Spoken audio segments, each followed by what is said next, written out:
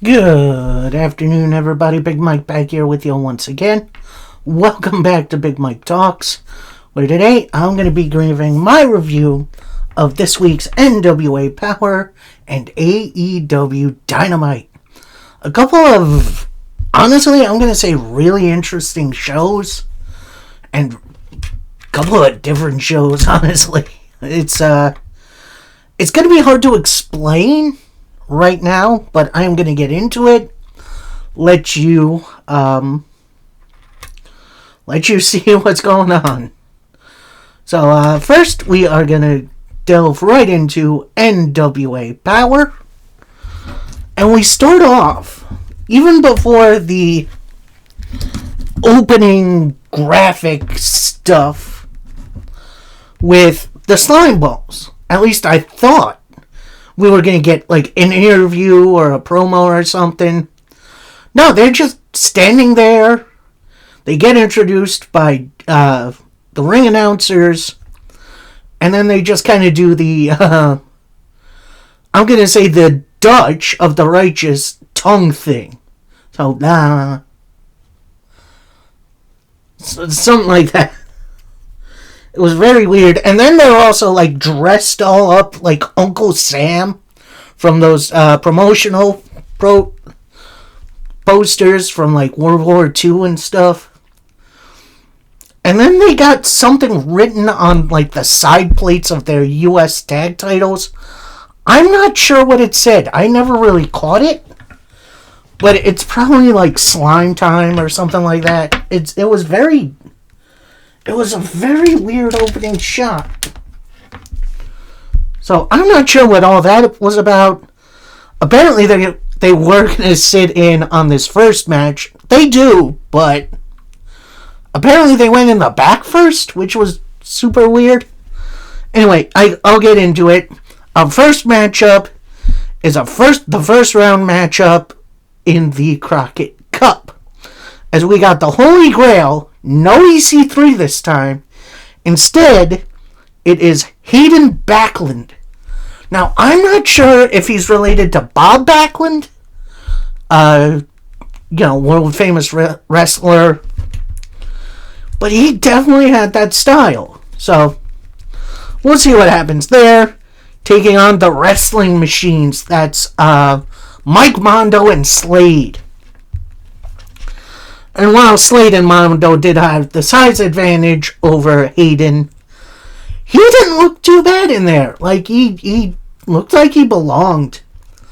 But then, as soon as Pretty Boy Smooth tagged in, he ran house for a little bit. But eventually,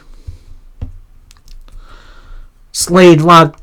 Backlund actually went for the chicken wing, which is Bob's old finisher. So I think that this is someone related to Bob Backlund, in which I didn't know he had a kid. So that's pretty cool.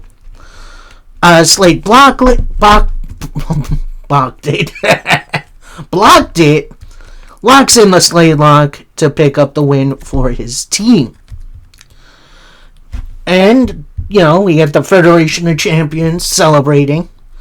Then we go to the back, and it's pretty much everyone in the Federation. It's Slade, Mike Mondo, Carson and Lockjaw Drake, Aaron Stevens.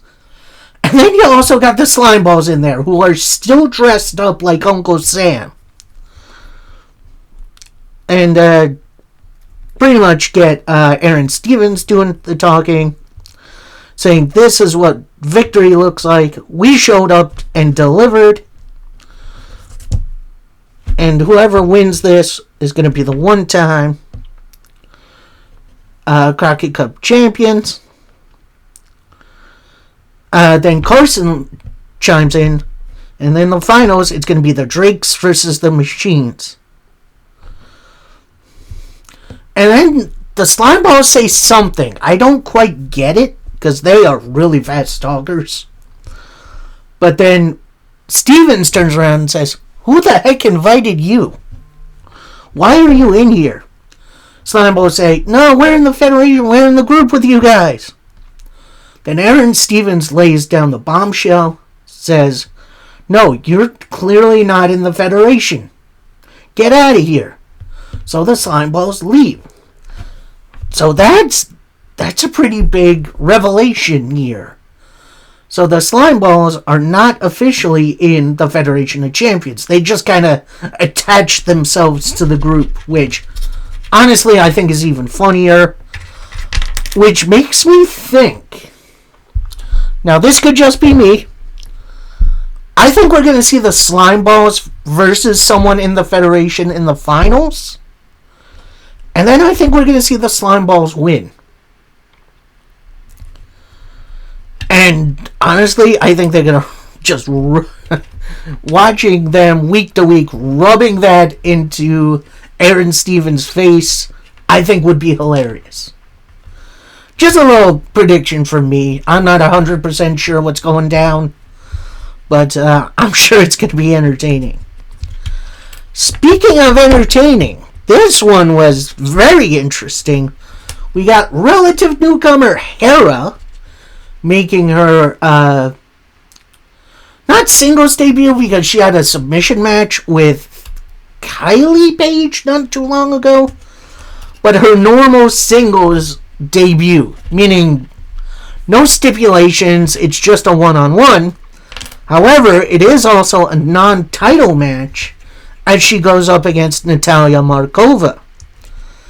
And Hera low-key kind of brought it. Like, honestly, this whole time I thought, oh, she's so limited, she's going to be the submission guy, which is fine. But she brought a lot of energy to this.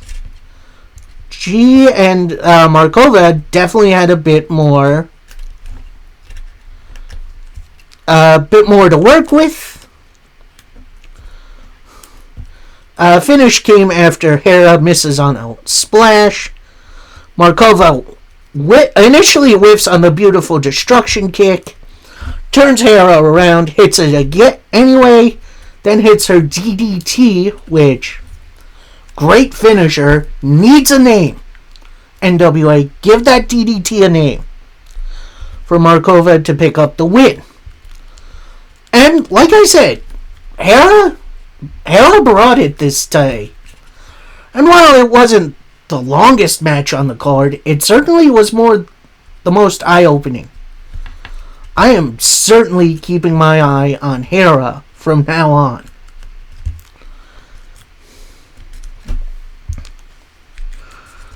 So then we go backstage from a promo from TVMA, mostly Tiffany Nieves, saying, "Being a successful TV champion isn't enough.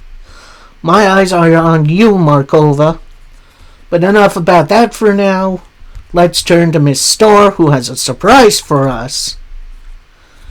So we get Miss Starr in. She pretty much says, "Look, I got something set up.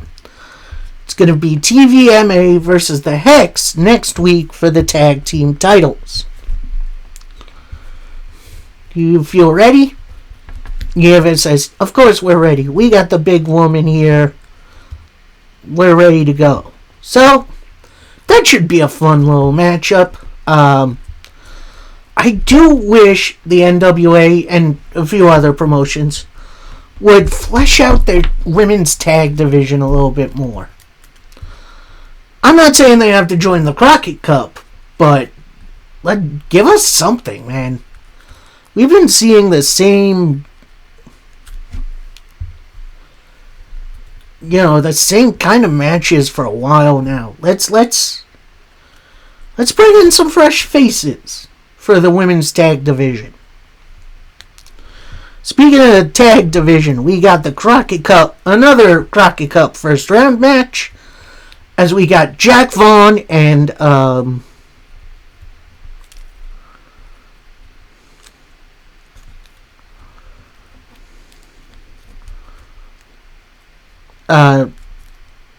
Alex something or other. What's his name? I forget his last name. Of the Hard Way, taking on Kerry Morton and Alex Taylor of the Southern Six. And who joins up on commentary?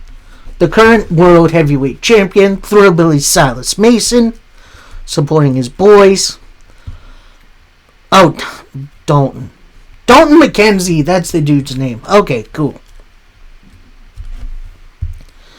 And, yeah, the Hardway kind of dominated this match for a bit. Great to see Jack Vaughn doing his, sidewalk drop, which is always funny to me. He picks up his opponent, looks like he's going to do a slam, instead just drops him. And honestly, I feel like he's big enough where he could, successfully pull it off. And honestly, it's just funny. Yeah, this match was definitely very interesting. End comes after a dropkick from Taylor. And then the Southern Six hit the 6-speed, which honestly I forgot they had in their arsenal, to pick up the win and move on. Hardway showed out in this match here. They went blow for blow with the Southern Six. And they shouldn't hang their head in shame. That was a great outing. Maybe next time they can go a little further. Next, we go backstage to a Natalia Markova promo, saying how, I think it was a Kenzie Page match. I forget the woman's name, saying, "You were treated so wrong, and as champion, I'm going to give you the best first impression possible against me for the women's title." So we got that to look forward to. So that should be fun. Then we go to Dr. Vic's abode, and I've been kind of dreading this a little bit, as they are apparently celebrating Tiffany Nieves's birthday. They have all kinds of presents, all kinds of people in there. Mostly from the NWA, but I saw Kenzie give a reaction to someone. I'm not sure who it was. It kind of looked like, what was her name? Who just showed up in TNA recently? I forget her name, but she's an original. So then you have people coming up to her, wishing her a happy birthday.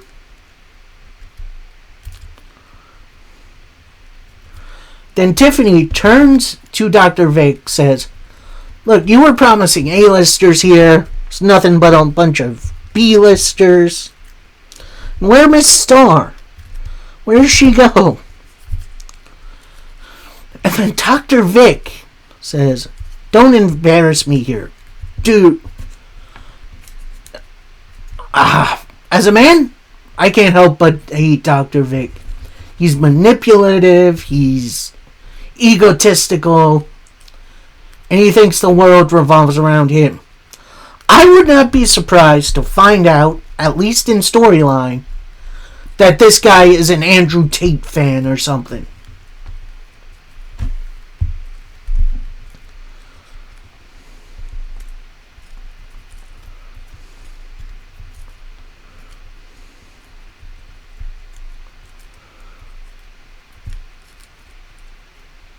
So then we get at least the starting promo for Daisy Kill's Reign of Terror Open Challenge, where Eric Smalls comes out.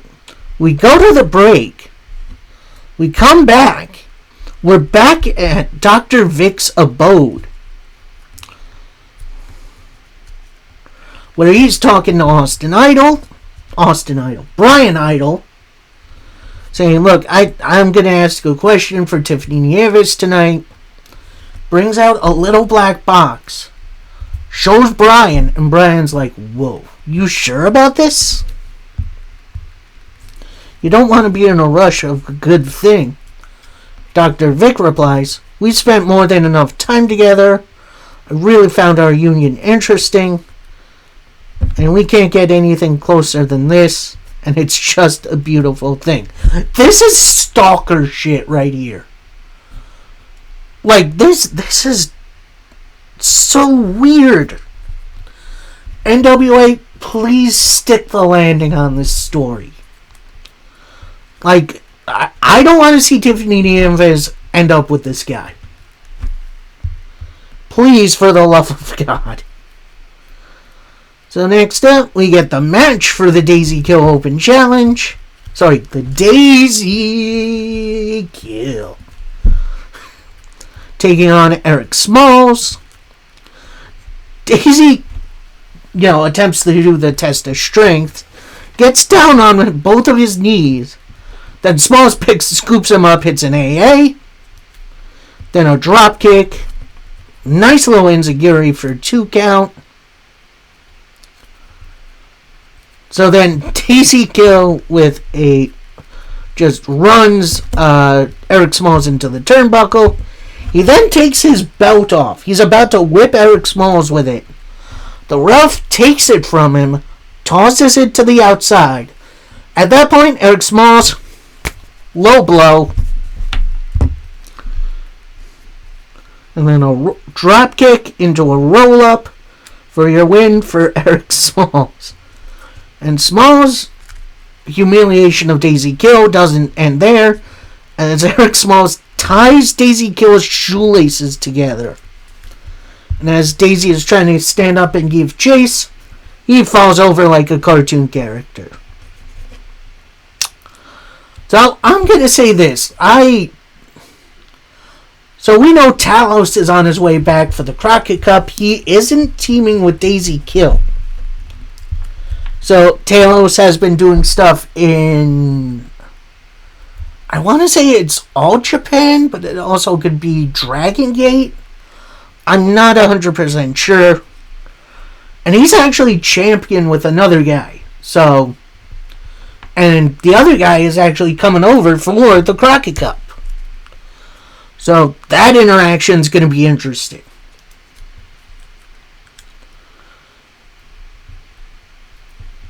So then we go kind of backstage in like some hallway somewhere with Marty Bell and Allison Kay of the Hex. And they say, Tiffany, you've been cycling through partners like candy. We understand the big threat of Greta. But Greta, we also know you're green, meaning you're new. And we're going to come at you and beat you with a can of your own peas. Comparing her to the Jolly Green Giant, which is a brand of frozen foods out here. Although I didn't know they come in cans, which is interesting.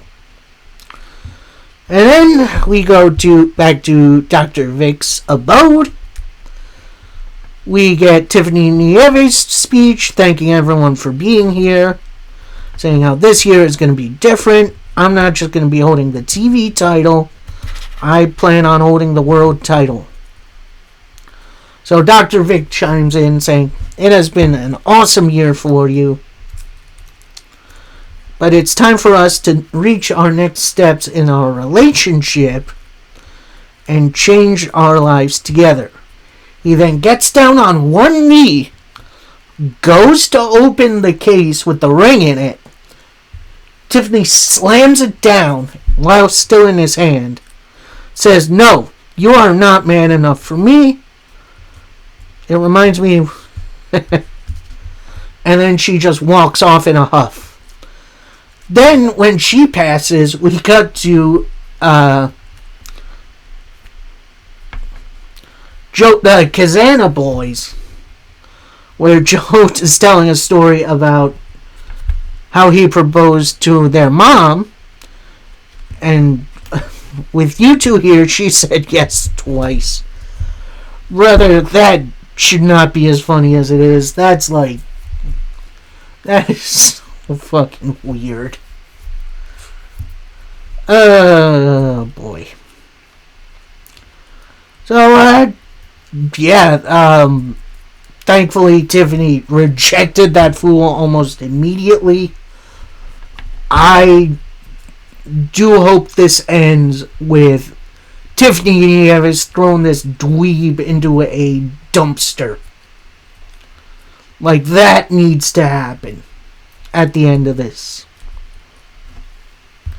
So, finally, we get to our main event of the evening for the NWA.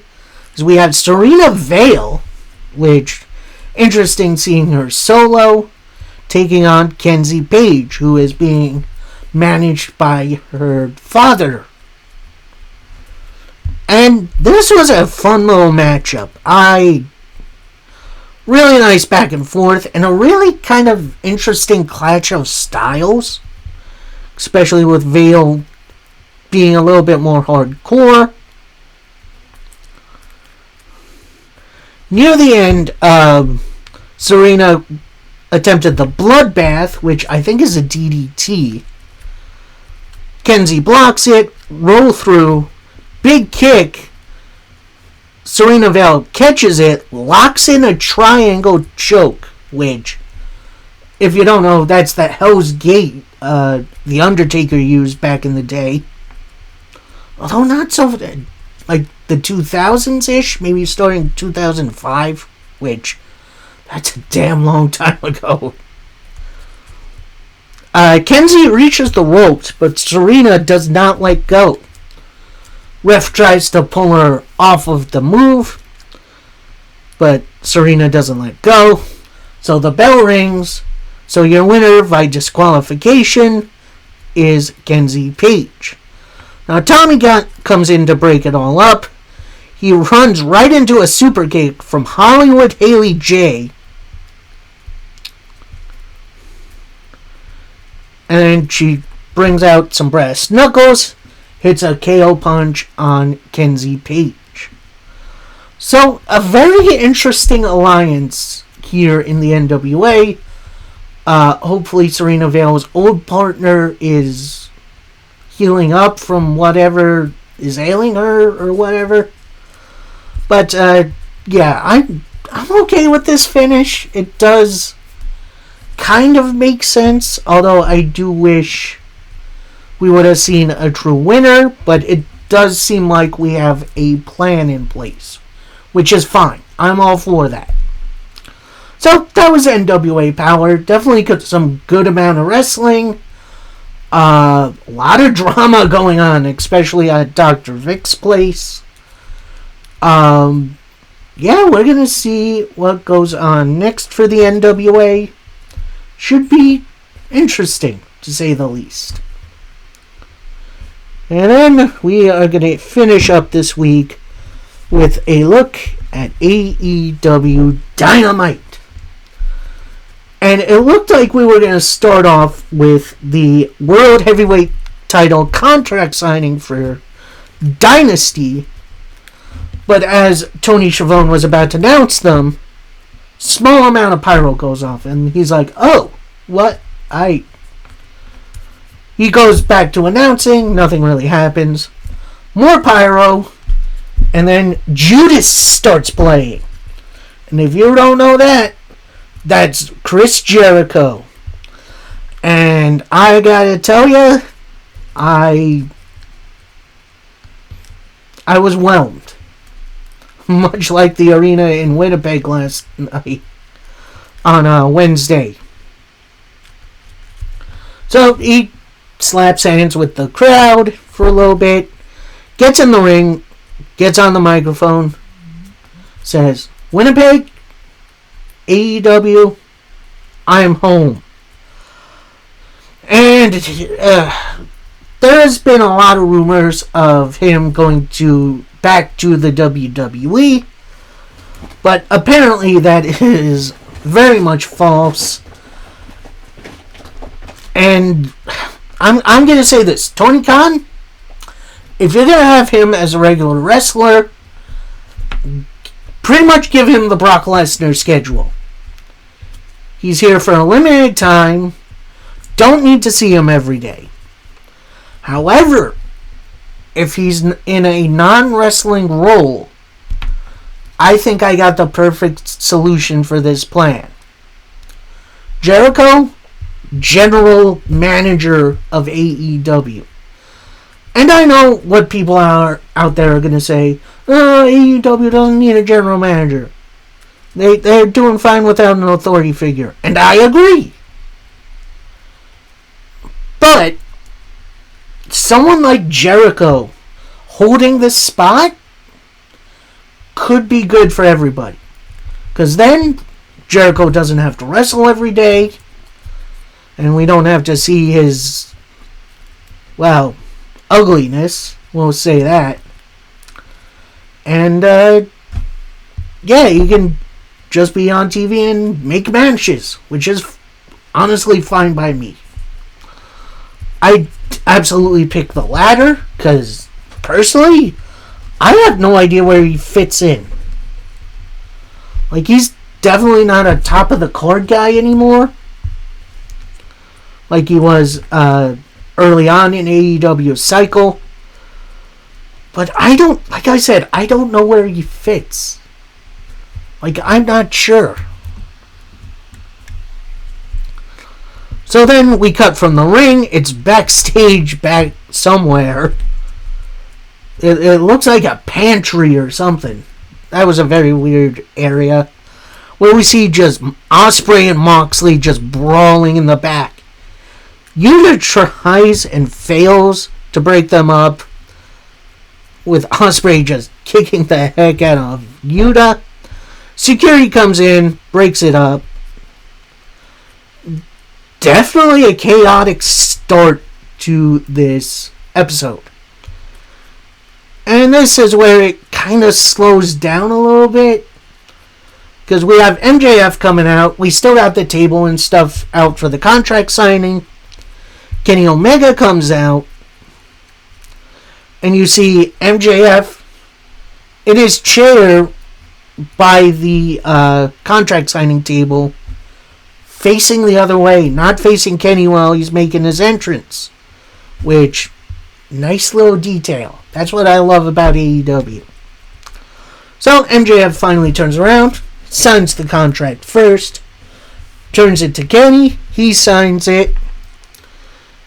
Then Kenny picks up the microphone, says, actually MJF attempts to say, great signature, bud. Too bad Then Kenny says, shut your mouth, MJF. I needed a boost tonight. I knew what you had planned. You got a nice outfit on. Beautiful new hair plugs, which that's honestly kind of funny. Sorry, Max. Kenny continues, I know this isn't going the way you planned it, but you think everyone is here for you, and that's what you have them believe. Every single person isn't here for you. They are here to watch the best wrestle. And while I am interested in the AEW World title, I told them about the real world, talking about real world problems. They wanted better than this. And if I'm the antithesis to you, someone needs to strike you down, and I'm the one to do it. So MJF gets up. He hands his sunglasses to the cameraman, which I don't think I've ever seen that sort of interaction. And then MJF says, you heard it here first, but you think you're 100%? You talk about your body aging worse than that bag of milk you Canadians drink. Great line, by the way. That's a great little local insult. You talk about your broken boy Ibushi, and you're one strong gust of wind from retirement. And now I'm going to talk about the things that keep you up at night. And why Kenny is so desperate to be world champion again. Are you going to tell him, or should I? Kenny's about to answer. MJF says, I had a doctor's visit recently, and we talked about your diverticulitis. And it's at the point when it's going to explode at any minute. Your life is on a timer, and at Dynasty, when I'm done with you, they'll be ashamed of you. Their god is nothing but a false idol who is better off being dead. So first of all, where the heck is patient-doctor confidentiality? That MJF should not have that information. 2, the bars thrown at this promo. That was awesome.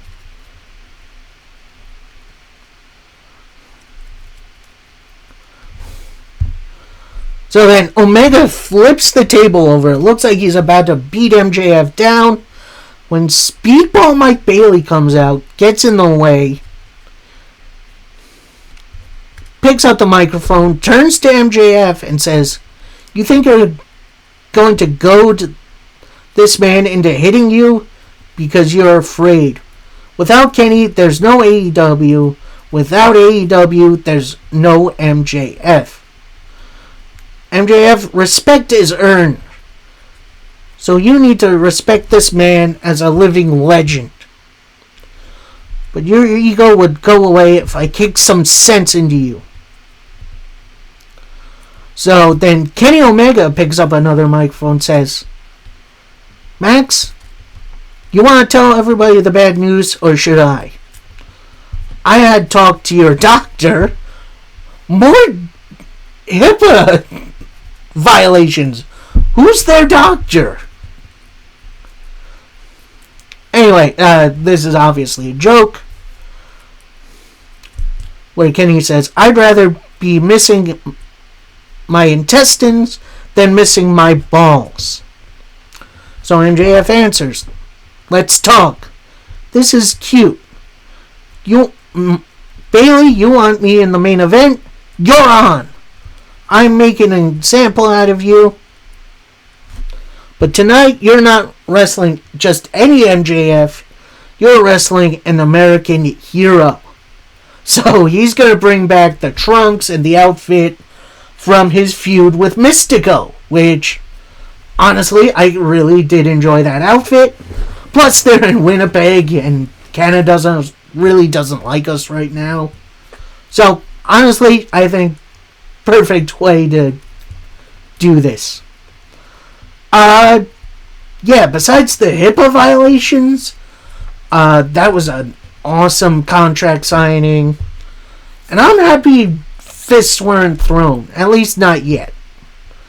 I think we are just about to get there. But, yeah, that was fun.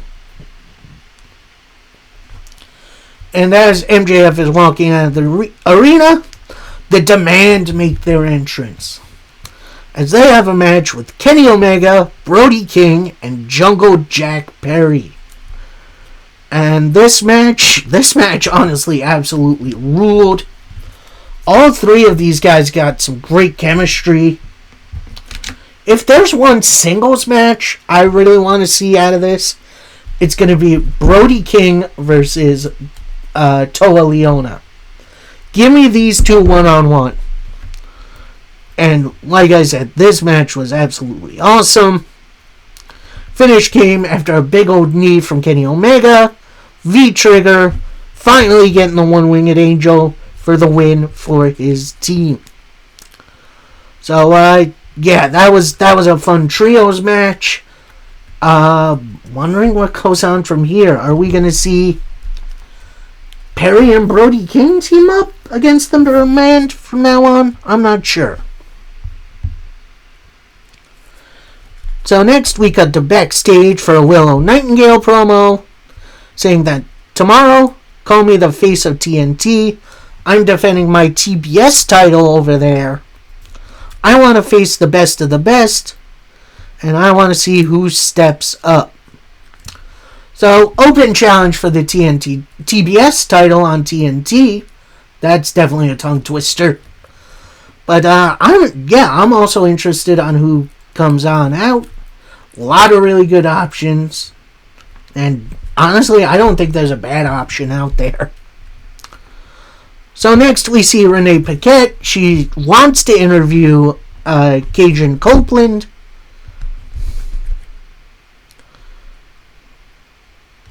But Copeland takes the lead here, saying, "We're not here for pleasantries. We're just here to take out FTR and anyone else who gets in our way."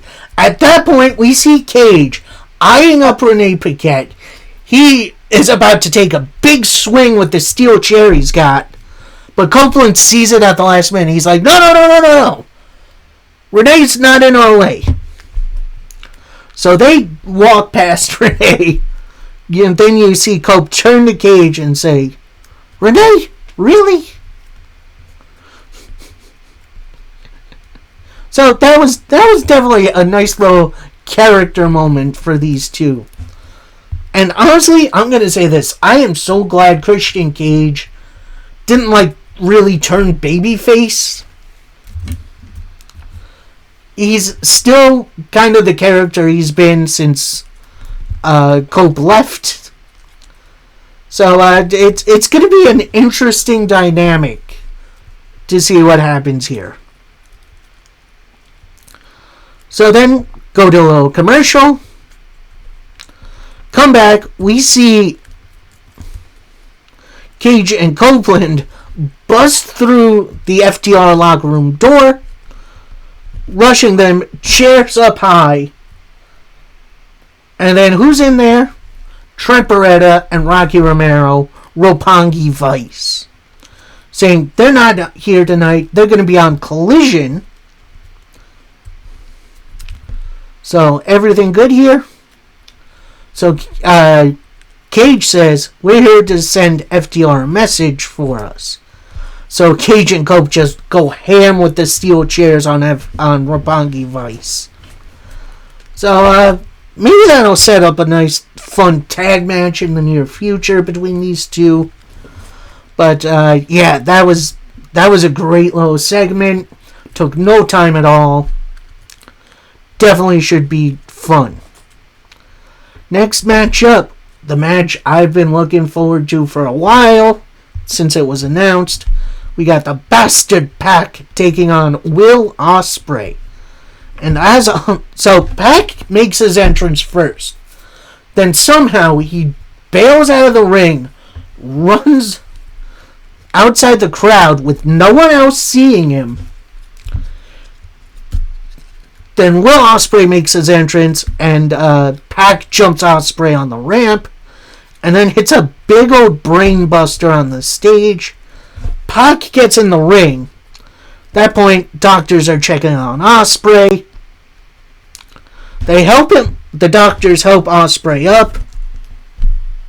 It looks like they're about leading him to the back, but Ospreay still is trying to head to the ring and take out Pac.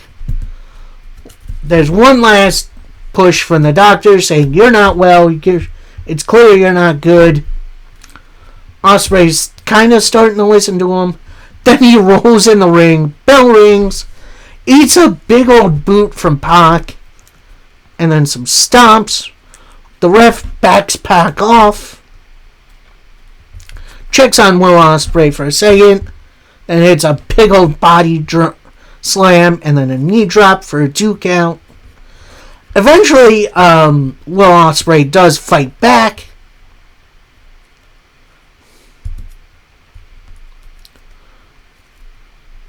Another point, we see Pac lock in the Brutalizer, but Ospreay gets into the ropes. Finally fights back with a Pele kick. Ospreay with a powerbomb for a 2 count. Hits a Styles Clash, which a lot of people doing the Styles Clash these days that aren't AJ Styles. For another 2 count. Pac then has Ospreay on the top rope. Goes for a powerbomb. Ospreay blocks it. Then hits a Rana off the top rope for a 2 count. Ospreay attempts a powerbomb. Pac counters out of it. It's a big old clothesline. Hits the pile driver. Hits a Black Arrow to Ospreay's back. Locks in the Brutalizer.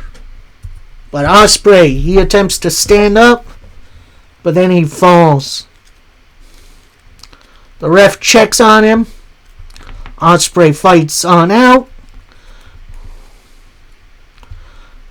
At that point, Pac uses the ropes as leverage to try to roll Ospreay back into the move, but Ospreay hangs onto him for a roll-up for a victory, edging out Pac. But as Ospreay is celebrating,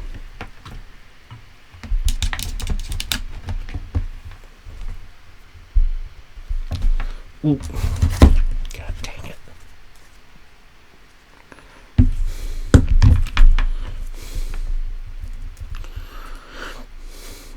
Pac attacks Ospreay post-match. The ref breaks it up. Ospreay with a hidden blade to Pac. This brings out the rest of the Death Riders who attack Ospreay. They put the steel chair around his neck. Claudio goes for the big stomp. Moxley stops him. So that's interesting. So then Moxley grabs a microphone, says, "Will, look at the situation you're in. There's 6 of us and only 1 of you. Did I put you in this situation, or did you put you here? Next time, use your head, or you might lose it permanently. Sorry. It isn't personal, Will. Don't make it personal." That was probably the best promo Moxley ever did in AEW. That was so dang good. And well, it was a little reminiscent of his promos against Hangman Adam Page. That's fine. That was such a good promo. I didn't even care. Well done. So next match up, we got a bit of a trios match for the women. As we got the Triangle of Madness, so that's the women's champion Thekla, Sky Blue, and Julia Hart taking on the Brawling Birds. That's Alex Windsor and Jamie Hayter, along with their partner, Mina Shirakawa. And this was a fun little matchup. Really good back and forth. One point, Brawling Birds go for the 2 birds, 1 stone, aka the heart attack. But it gets blocked. Then Thekla, who has a pair of brass knucks on, goes for the KO punch. Missed it. Windsor with the clothesline. They hit the 2 birds, 1 stone. Mina Shirakawa with the backbreaker. Then Jamie Hayter with the Haterade to pick up the win for her team. So, yeah, that should definitely be a fun one. That was definitely a fun one. I do wish... Here's my only issue with this. I do wish there was a bit more for the women on Dynamite. But I do enjoy it.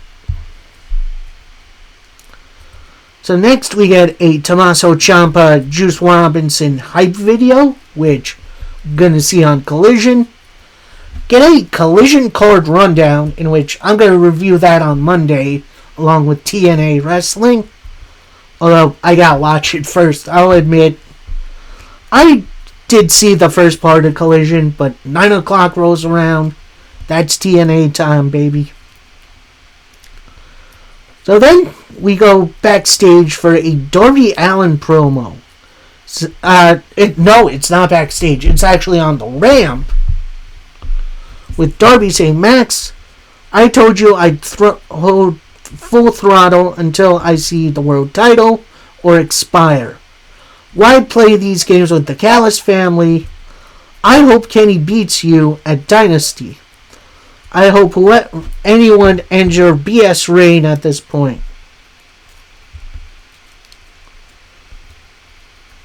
But Max, I want to have a talk with you right now, so come on out. Instead, he gets the... I'm not going to say the B tier of the Callis family. It's Callis, Andrade. I think Lance Archer's with him. I think Cesaro's there. I'm not 100% sure. They come out. Callis says, MJF paid us a lot of money to interfere with your run. But if you can beat a member of the Don Callis he said, if you can beat a member of the Don Callis family at Dynasty, he'll grant you a title shot. So the perfect member to face you there is Andrade El Idolo. Andrade then kind of turns to Don Callis with a mystified look on his face. Then he tells the family to get him. So Archer, Cesaro, and I think El Clone get in the ring, surround the ring. Darby attempts to fight him off, but the numbers are too much. Then an interesting duo come out. Brody King and Jack Perry. They fight off the Don Callis family. Then Perry and Brody King slide into the ring. Then you see Darby and Perry staring daggers at each other. They got a history.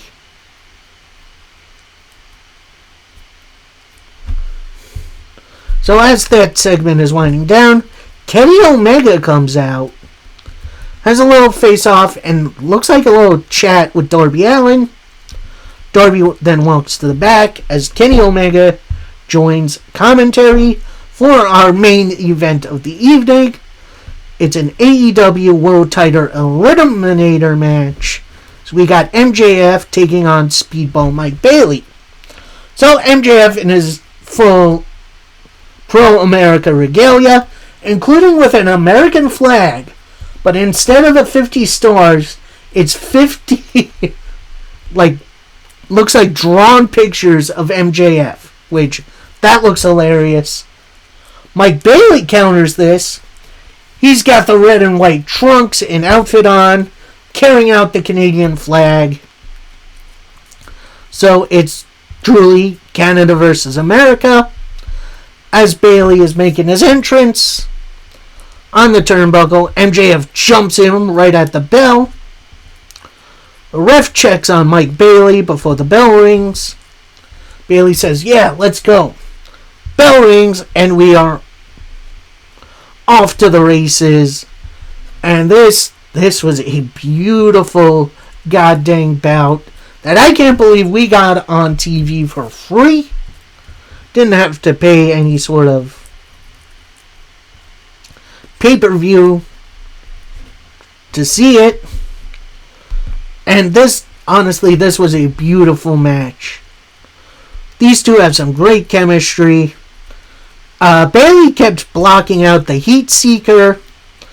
Eventually he hits a knee drop, whiffs on the Ultima Weapon, but then he hits a super kick, a tornado kick, hits the Ultima Weapon, only to get a 2 count. MJF gets right up, hits the eye rake, trip, knee drop, a pile driver on the apron, and then a Heat Seeker to pick up the win.